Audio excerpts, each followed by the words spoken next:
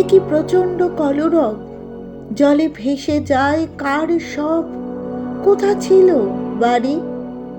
রাতের কল্লোল শুধু বলে যায় আমি স্বেচ্ছাচারী।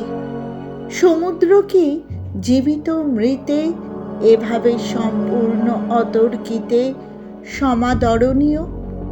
কে জানে গরল কিনা প্রকৃত পানীয় অমৃতেই বিষ?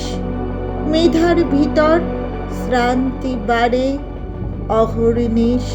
তীরে কি প্রচণ্ড কলরব, জলে ভেসে যায় কার সব, কোথা ছিল বাড়ি?